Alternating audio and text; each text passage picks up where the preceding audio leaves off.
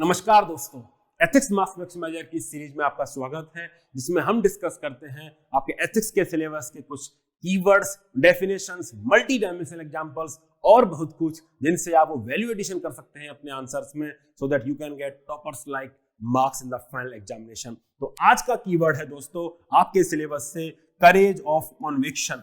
Courage of conviction क्या होता है?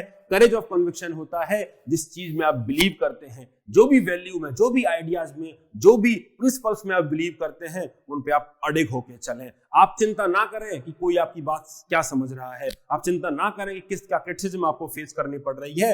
This is the courage to do what one believes is right to do, to continue to say और do. वही करें और वही कहें जो आपको लगता है सही है, इवन व्हेन, जब भी other people may not agree with you और अप्रूव ऑफ यू। चाहे बाकी लोग आपसे सहमत हैं, असहमत हैं, इससे कोई फर्क आपको नहीं पड़ रहा है, लेकिन आपके अंदर इतना साहस होना चाहिए, आपको अगर लगता है बात सही है तो आप उस बात पर अडिग खड़े हैं। ये courage of conviction civil servant के लिए बहुत इंपॉर्टेंट वैल्यू है।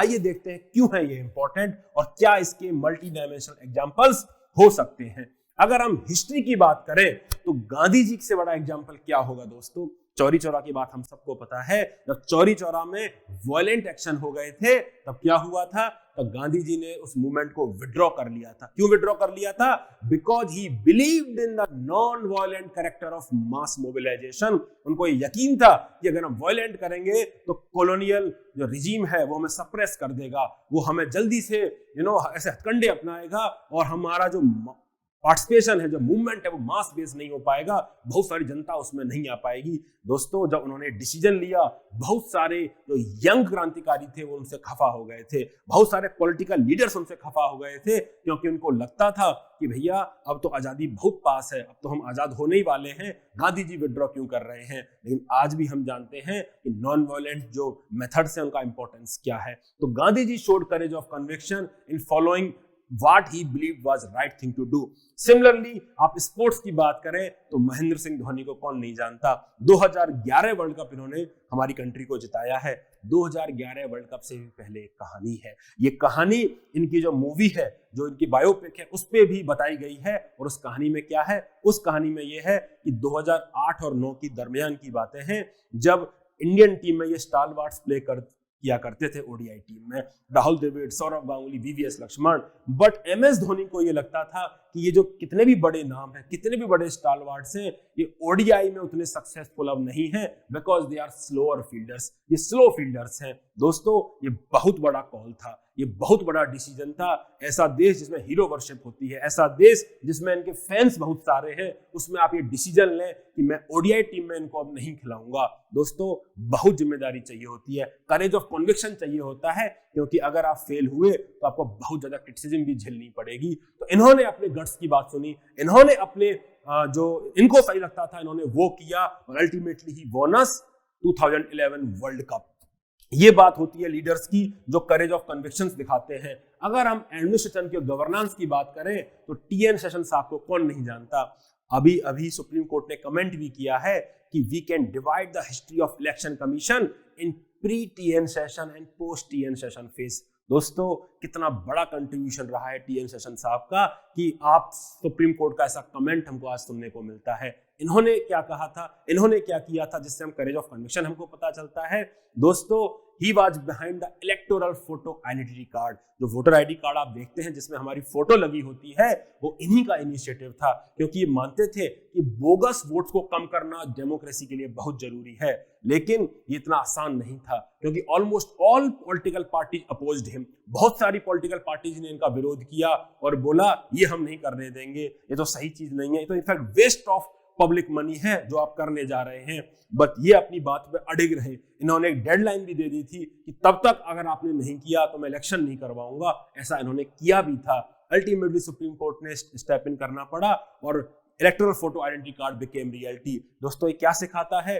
Despite facing multiple criticism, despite facing multiple obstacles from different political parties, TN Seshan साहब had courage of conviction in his ideas कि मुझे इलेक्टोरल फोटो आइडेंटिटी कार्ड जरूर picture में लाना, इसको रियलिटी बनाना है और बोगस वोटर आईडी कार्ड्स को, बोगस जो वोट्स होती हैं उसको खत्म करना है। दोस्तों, इसी का नाम करेज ऑफ कन्विक्शन है। सिमिलरली हमको सत्येंद्र दुबे की कहानी पता है। इनको जब NHAI स्कैम के बारे में पता चला तो ये डरे नहीं। इन्होंने ये नहीं कहा, इन्होंने ये नहीं सोचा कि मैं स्कैम के बारे में लोगों को बताऊंगा तो मेरी जान को खतरा हो सकता है, मेरा ट्रांसफर किया जा सकता है, मेरे खिलाफ बहुत कुछ एक्शन लिया जा सकता है। ये बात डरे नहीं, इन्होंने सीधे PMO को चिट्ठी लिख दी। दोस्तों, this was the one of the important case of whistleblowing in the history of our country, जिसमें ये बताते हैं he had to lose his life because of his brave efforts, but इसके बावजूद भी ये courage of conviction का बहुत बड़ा एग्जाम्पल है। सुप्रीम सेक्रीफाइस इन्होंने ले किया अपनी मदरलैंड के लिए, because he believed in his ideas of integrity, he believed in his ideas ये करप्शन नहीं चलेगा, he believed in his idea it has to be exposed। इसी को करेज ऑफ कन्विक्शन बोला गया है कि despite knowing whatever difficult circumstances might be lying ahead of you, आप अपने आइडियाज पे, अपने प्रिंसिपल्स पे स्टेडफास्ट हैं।